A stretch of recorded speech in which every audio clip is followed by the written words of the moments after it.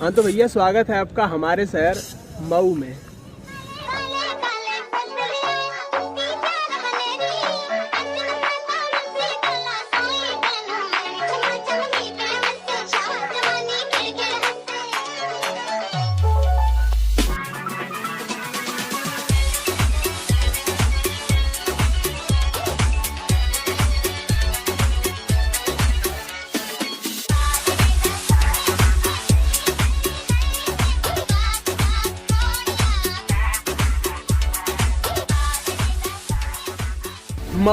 मऊ का पूरा नाम मऊनाथ भंजन है। ये जो है कि पूर्वी उत्तर प्रदेश के बड़ी बड़ी शहरों के बीच दबा सा एक छोटा सा और शानदार सा शहर है और आज मैं इसी छोटी शहर को आप लोगों के सामने पेश करने वाला हूँ। तो भैया इस वीडियो को देखने के पहले आपके मन में 3 तरीके का विचार आएगा और 3 तरीके के लोग इसको देखेंगे। पहले लोग वो होंगे जो बोलेंगे कि ठीक है भैया दिखाओ, क्या दिखाओगे, देखते हैं हम, देखिए जस्ट वेट एंड वॉच, और हाँ आप खुश हो जाएंगे। और दूसरे टाइप के वो लोग होंगे, अरे भैया हम तो मऊ पहले से ही पूरा घूमे हुए मऊ के ही हैं, हमें क्या दिखाओगे। तो भैया घूमना और एक्सप्लोर करना दोनों जो है कि डिफरेंट चीज़ें होती हैं और आज जो है कि हम मऊ सिटी को एक्सप्लोर करने वाले हैं। और तीसरे सबसे अलग और सबसे खास तरीके के लोग होंगे। देखो यार हम मऊ के हैं नहीं, ठीक है, हमें 1 घंटा फर्क नहीं पड़ता कि मऊ कैसा है, हम क्यों देखें वीडियो, तुम बताओ। तो मेरे भाई आप तो इस वीडियो को ज़रूर ही देखिए, क्योंकि ये वीडियो देखने के बाद आपको पता चल जाएगा कि बड़ी शहर और छोटी शहर में अंतर क्या होता है और छोटी शहर के प्रति आपका मानसिकता बिल्कुल बदल जाएगा। तो यार इतना इंट्रो के लिए काफ़ी रहेगा। अभी जो है कि हम वीडियो को शुरू से शुरू करते हैं। तो सबसे पहले अभी हम घर चलते हैं और कहानी को शुरू से शुरू करते हैं, ठीक है, चलो।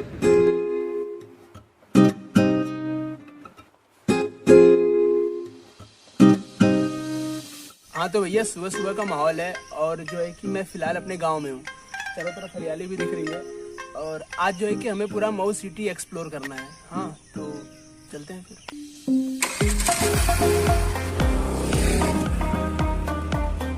तो भैया घर से तो हम निकल दिए, हमें एक्सप्लोर करना है पूरे मऊ शहर को, which is literally a very difficult task. Impossible नहीं लेकिन बहुत ही डिफ़िकल्ट टास्क है। तो इसके लिए हम पहुँचे आकाश भाई के यहाँ। तो भैया इनसे मिलिए, ये आकाश भाई हैं। तो जो हमारी पुरानी वीडियोस देखे होंगे वो इनसे भली भांति परिचित होंगे, तो बट फिर भी अगर इनके बारे में बताएं तो ये आकाश मौर्य हैं, भाई हैं, मित्र हैं। ही हेल्प्स मी अलॉट, मतलब not just in YouTube but also in other different area. तो अभी जो है कि मैं अपने चैनल पे बहुत ही इनएक्टिव था और मैं वीडियोस बहुत ही कम बना रहा था। इसका मतलब ये नहीं कि मैं वीडियो पे काम नहीं कर रहा था। और ये वीडियो जो है कि वीडियो हम बहुत पहले से प्लान कर रहे हैं, तो इसके लिए आप आकाश भाई से खुद पूछ लीजिए। भाई आप ही बता दो कि हम ये वीडियो कब से प्लान कर रहे हैं मऊ वाली। जब से मेरा मोबाइल टूटा है तब से प्लान मतलब हम मऊ की पहली वीडियो जब बनाए थे उस दिन ही हम लोग का प्लान था कि क्यों ना एक पूरी सिटी को एक्सप्लोर किया जाए। तो शायद नहीं, आज पूरा हम इसको कंप्लीट करेंगे। चलते हैं फिर।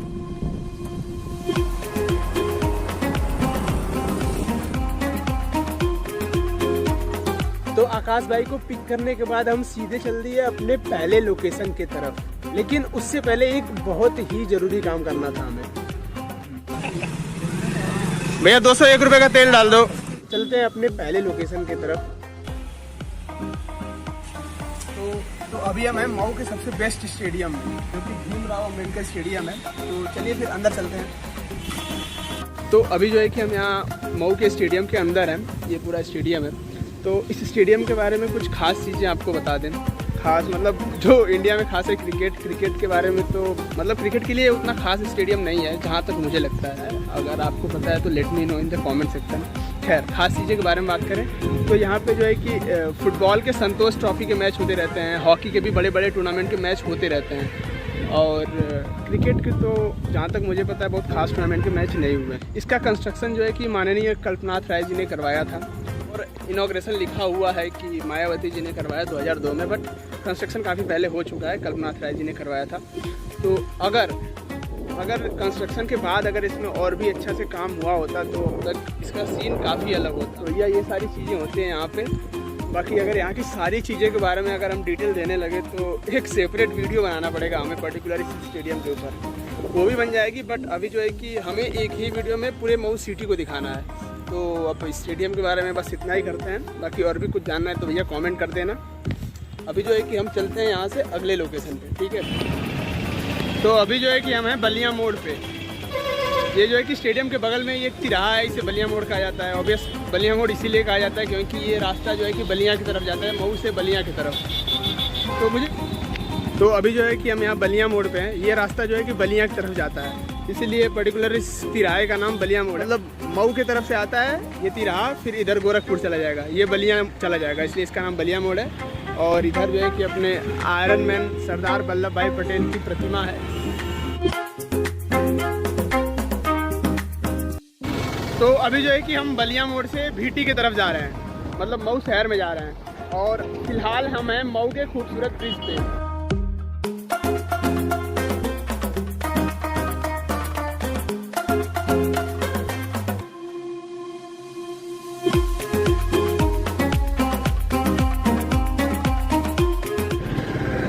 ये सारी चीज़ें जो हैं कि यहाँ पे ये सब देख के एक इम्पॉर्टेंट बात शेयर करने को मन कर दिया कि भाई अगर हम कंस्ट्रक्शन की बात करें तो कंस्ट्रक्शन केवल बड़ी शहरों में ही नहीं हो रहा है, इन सब छोटी शहरों में काफ़ी तेज़ी से कंस्ट्रक्शन हो रहा है। ये सब जो एरिया है, अगर हम 2 से 3 साल पहले की बात करें तो यहाँ पे कुछ भी नहीं था, मतलब पूरा जंगल टाइप का। तो अभी जो है कि यहाँ पे हमने काफ़ी ज़्यादा चीज़ें दिखा दी। अभी हम आगे चलते हैं, अब शहर में चलते हैं भीटी। तो अभी जो है कि हम भीटी चौराहे पे हैं। ये मऊ का एक सबसे ज़्यादा व्यस्त रहने वाले चौराहे में से एक है। अगर पूरा मऊ खाली रहेगा फिर भी ये जगह जो है कि भरा रहता है। भैया रुक जाओ रुक जाओ रुक जाओ रुक जाओ। अभी जो है कि दोपहर का टाइम है, इसलिए काफ़ी ज़्यादा रस है यहाँ पे, आप देख ही रहे हो।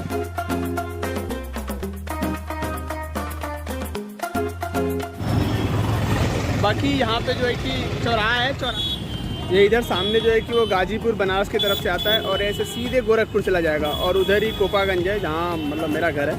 और ये जो है कि सीधे मऊ सिटी के अंदर चला जाएगा, रोडवेज और रेलवेज़ की तरफ चला जाएगा। और ये जो है कि बहादुरगंज और कासिमाबाद मतलब गाजीपुर में ही चला जाएगा। बाकी भीटी चौराहे से हम तो कम, लेकिन आकाश भाई बहुत अच्छे से भली भांति परिचित हैं क्योंकि वो APS में पढ़ा करते थे और APS जाने का रास्ता यहीं से होता है। तो यहाँ के बारे में कठिनाइयाँ और सारे अच्छे एक्सपीरियंस को आकाश भाई शेयर करना चाहते हैं। तो APS के सभी पैदल वर्ग के छात्रों के लिए भीटी चौराहा दूसरा घर है। हम वहाँ 5 रुपये में भीटी चौराहे पर उतरते थे, फिर वहाँ से हिच हाइकिंग करके अपने स्कूल जाते थे। ये नोमैडिक श्रम बन रहे थे। हिच हाइकिंग करते थे, गुजारिश करते थे, लेकिन वो अलग बात है कि फिर हमको पैदल यात्रा ही करना पड़ता था स्कूल जाने के लिए। तो भैया अगर कोई हिचहाइकर देख रहा हो तो भैया मऊ में ना आना, तुम कोई लिफ्ट देगा ही नहीं तुम्हें, मतलब लिफ्ट तो मिलेगी नहीं, तो पैदल जाना पड़ेगा, जूते के साथ पैर भी फट जाएंगे। और दूसरी बात, अगर ये वीडियो हमारे प्रिंसिपल मैडम या फिर हमारे मैनेजर सर देख रहे हो, उनके लिए सारा बरात निकालेगा। हाँ, अरे अगर उनके पास थोड़ी सी ज़मीन अगर तमिलनाडु में या फिर श्रीलंका में होती तो वहाँ अपना स्कूल बना दिए होते। ये आपने बहुत गलत किया, इतना दूर स्कूल बना के। नया ब्रांच खोल लीजिएगा सर, बढ़िया। तो भीटी चौराहे के बाद हम आए हैं यहाँ पे मऊ शहर का जो है कि प्राइवेट बस स्टेशन, मतलब प्राइवेट बस का जो बस स्टेशन होता है वो यहीं पे है। यहाँ पे जो है कि एक ब्रह्म बाबा का बहुत ही प्राचीन मंदिर है, इसलिए पर्टिकुलर इस स्थान का नाम ब्रह्म स्थान है। और ये इतना पॉपुलर है कि भैया अगर आप मऊ के हो, मतलब मऊ आना जाना लगा है, तो इस जगह को आप जानते ही होंगे। बट यहाँ के जो सभासद, पार्षद, चेयरमैन हैं, उन लोगों से एक मेरा बहुत बड़ा रिक्वेस्ट और क्वेश्चन है कि भाई साहब यहाँ का जो तालाब है, मैं अभी दिखाता हूँ, यहाँ का तालाब है उसका हालत बहुत बुरा है। पहले आप देखो तालाब, देखो ये तालाब, देखो आप तालाब, भैया यहाँ पानी दिख ही नहीं रहा, इतना गंदगी है। और ये जो है कि ये जगह मऊ के दार्शनिक स्थानों में से एक है और रोड के किनारे है। ये हमारे मऊ शहर का चेहरा है और चेहरा इतना गंदा है। तो भाई साहब अगर कोई भी कर्मचारी, कोई भी सभासद, पार्षद, चेयरमैन या फिर कोई भी उनसे जुड़े हुए लोग देख रहे हैं या फिर कोई वहाँ तक वीडियो पहुँचा सकता है, तो भाई वीडियो शेयर करो और दिखाओ यार।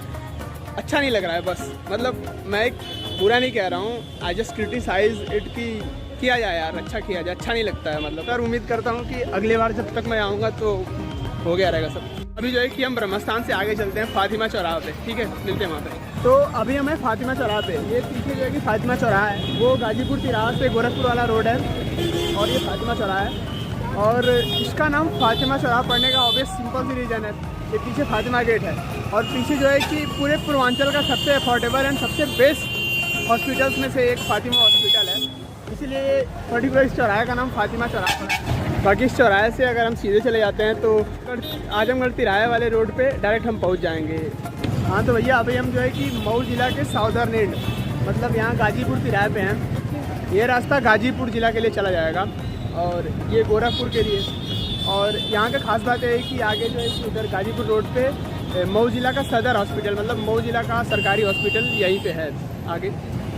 हाँ तो भाई साहब हम गाजीपुर तिराहे पे माहौल देख रहे थे, अपना माहौल बना रहे थे और इन्जॉय कर रहे थे, तभी हमारे दिमाग में एक रैंडम थॉट आया और हम चल दिए ऐसे जगह जो है कि मऊ को एक बाकी सारे ज़िलों से एक यूनिक ज़िला बनाती है और हम चल दिए। हाँ तो भैया अभी हम ऐसे जगह आ गए हैं जहाँ पे कि मऊ की सारी ऑफिशियल्स बिल्डिंग हैं। बाकी हम यहाँ पे क्यों आए हैं और आपको क्या बताना है और क्या चीज़ें आपको दिखाना है, ये सारी चीज़ें काफ़ी इंटरेस्टिंग हैं, बताते हैं। उससे पहले आप ये देखो,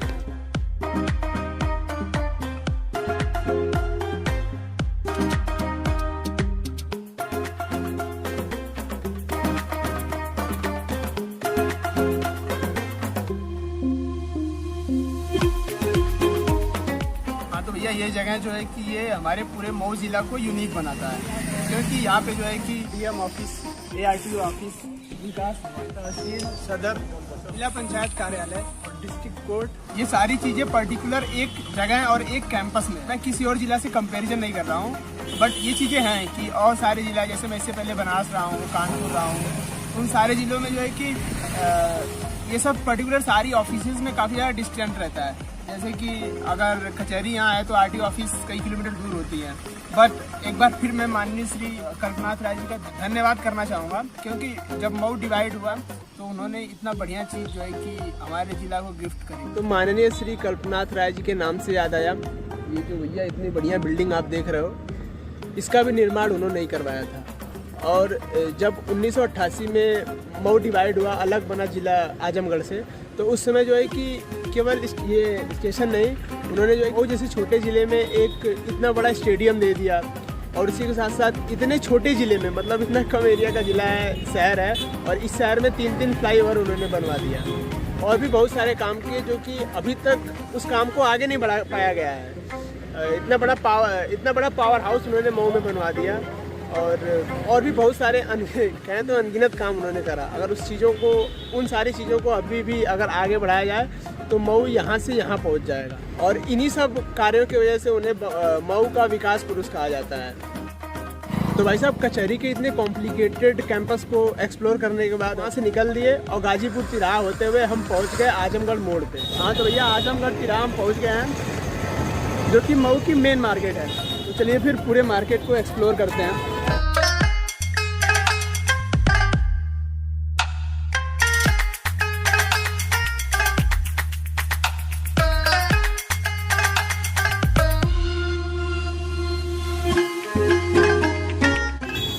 ये आजमगढ़ तिराहा है, वो जो है कि गाजीपुर तिराहे से रोड जाता है, इधर जो है कि रोडवेज और रेलवेज के लिए रोड चला जाएगा और ये जो है कि सीधा आजमगढ़ चला जाएगा।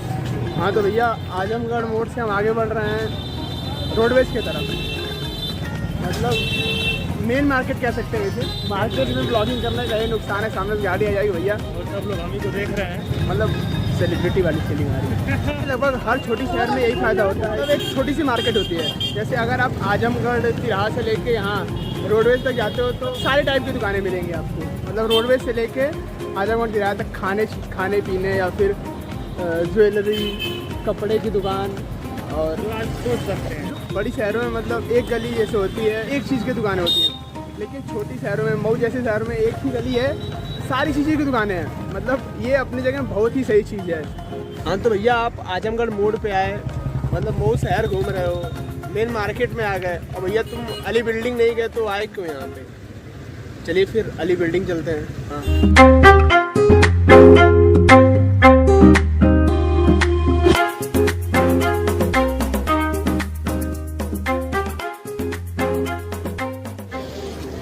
अभी जो है कि हम अली बिल्डिंग के अंदर हैं। अली बिल्डिंग मतलब एक पर्टिकुलर एक बिल्डिंग है और एक बिल्डिंग के अंदर सारी दुकानें हैं भैया, मतलब सब कुछ अवेलेबल है इसमें। ये चीज़ें जो है कि काफ़ी अलग है, मतलब काफ़ी अलग, काफ़ी कम शहर में ही ऐसा रहता है कि एक ही बिल्डिंग उसमें सारी मार्केट अवेलेबल हो, और वैसा ही कुछ है हमारे मऊ शहर में अली बिल्डिंग। तो अब हम सीधे चलते हैं रोडवेज। हाँ, तो अभी हम जो है कि मऊ के बस स्टैंड पे हैं। यहाँ पे जो है कि 7 प्लेटफॉर्म बने हुए हैं और लगभग सारे ज़िले, मतलब उत्तर प्रदेश के सारे ज़िलों के लिए यहाँ से बस आपको अवेलेबल है। अब ये नया प्लेटफॉर्म बना हुआ है, बाकी कुछ खास नहीं है भैया। यहाँ रोडवेज पे सारी बसेस लगी हुई हैं। तो अभी हम चलते हैं रेलवे स्टेशन पे।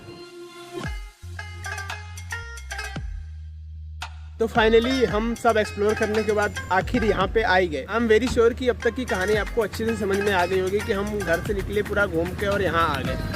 तो अभी क्या आप देखिए, ये स्टेशन है, तो चलिए फिर इनको भी एक्सप्लोर कर देते हैं। एंट्री लेते ही स्टेशन का कुछ ऐसा सीन है, मतलब इधर पेंटिंग वेंटिंग बनी हुई है। ये जो है कि ये मेन गेट है स्टेशन का, ठीक है। प्लेटफॉर्म सारे हैं, पर्टिकुलर 4 प्लेटफॉर्म हैं यहाँ पे मऊ रेलवे स्टेशन में।